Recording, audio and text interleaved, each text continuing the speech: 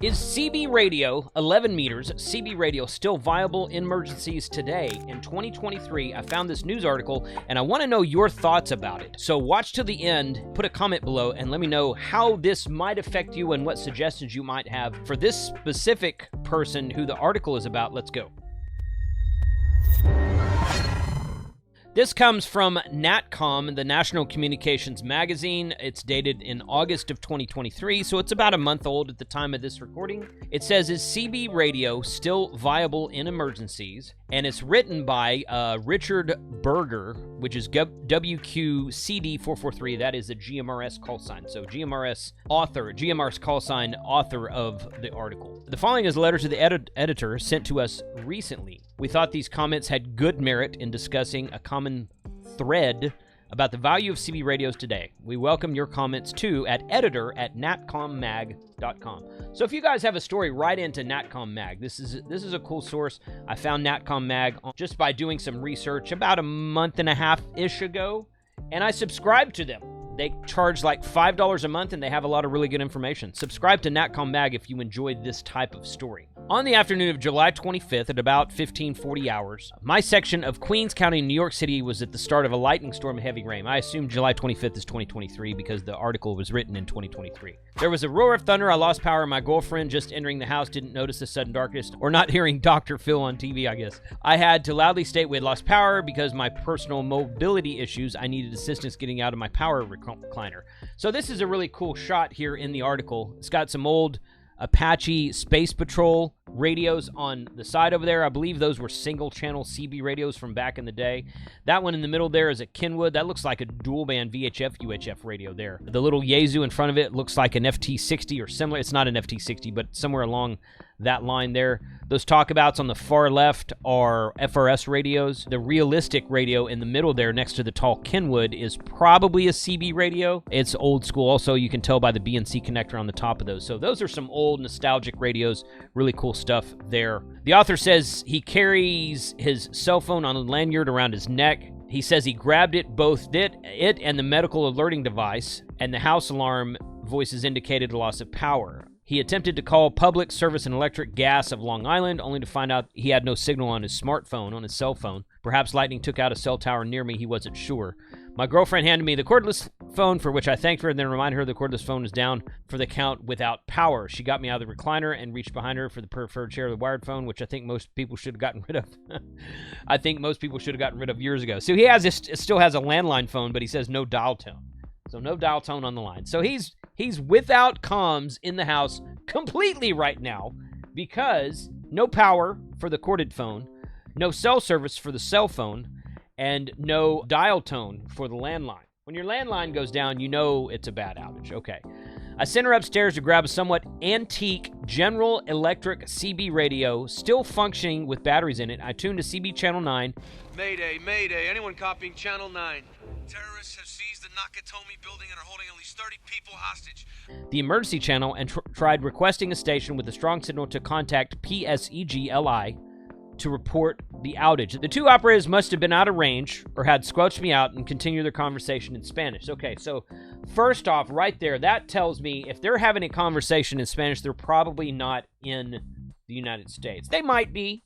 They might be in the United States. They're on Channel 9 having a conversation in Spanish. So I would say most likely they're probably in Mexico. Now, he's in Long Island, but propagation being what it is, it's really usually easy to reach Mexico or South America with 11 meters if the skip is up, if the propagation is up.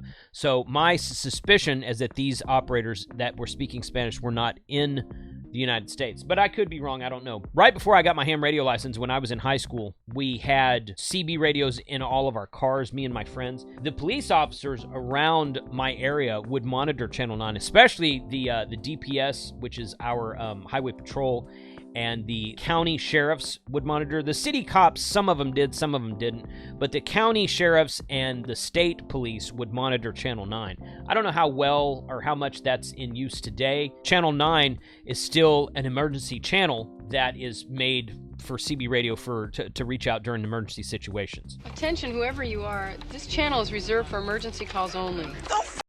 Lady, do I sound like I'm ordering a pizza? He changed to channel CB channel 19, hoping to reach someone at the Belt Parkway or anyone with an operating CB and telephone to relay. Again, other stations were either too distant or squelched out, and I had no contact. Last bet, I tried FRS, GMRS, Handy Talkies.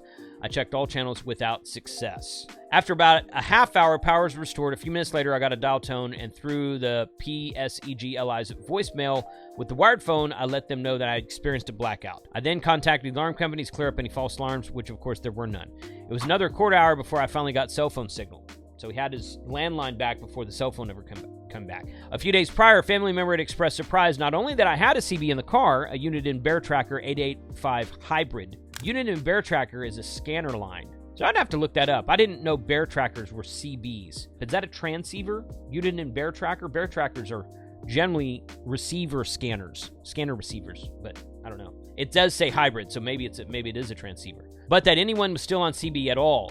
I hope that no one experienced worse than me during the storm, but where does any operator get off on transmitting on designated emergency frequencies during a weather emergency? Well, once again, the Spanish stations he was hearing probably weren't near him, were unaware of the weather in Long Island at the time, but probably shouldn't have been transmitting on Channel 9 regardless. But if they're out of the country, then Channel 9 might not be a thing in their country they're transmitting from. I don't know. I'm just kind of throwing out my opinion here. Before losing power, the TV was broadcasting weather alerts on the ticker at the bottom of the screen, and KWO35, the National Weather Service radio, was going crazy about warnings. The last time I felt so isolated was during the superstorm Sandy in 2012. Is CB dead? I'm beginning to think so. Okay, so a couple of key points here in his statement. Number one, I don't think CB is dead, but I think it's not used nearly as much as it used to be.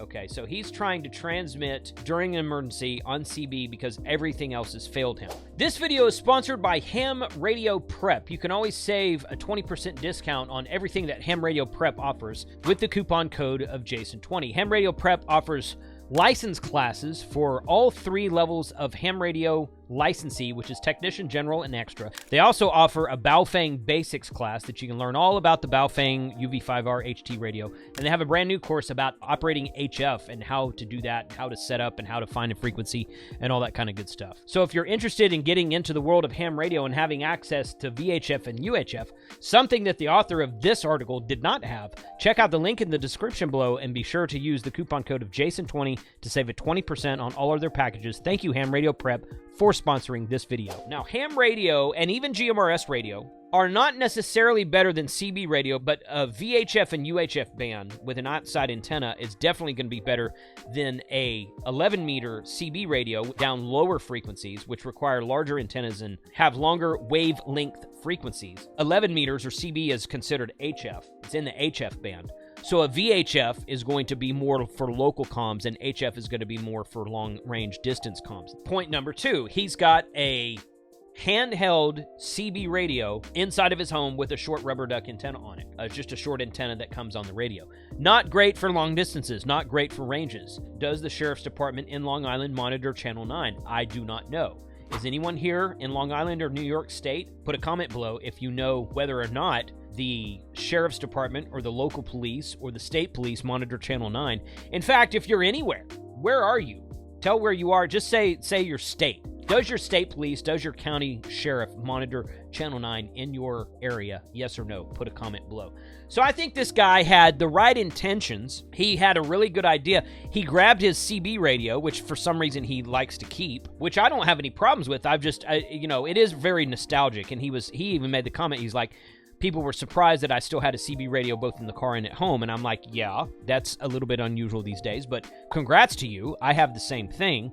I don't currently have one in the truck, but I do have one right back here. I have a handheld that I rarely use, but I use my VHF and UHF ham and GMRS radios much more often.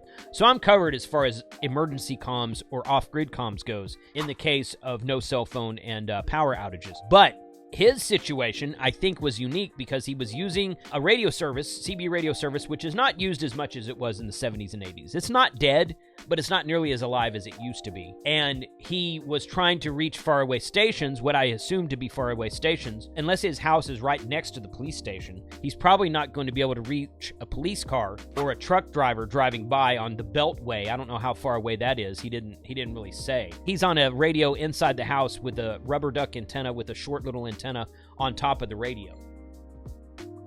probably not going to be able to reach out very far with that. If he's a CB guy, I suggest getting like an Antron 99 antenna. It's a big 16-foot antenna, putting on the outside of your house as high up as you want to, as high up as you want it. Getting an outside antenna, which will increase the range dramatically. Just plug it into your handheld radio and go from there. Get a higher powered mobile radio and use it as a base station. He's already got a mobile radio in the car, so use it as have a base station up there, and you'll be able to get out a lot farther. So, does the police department monitor CB in your area? Put a comment below and let me know what area you're in. Don't share your address. Just say you're in this state or this county or this city. 73.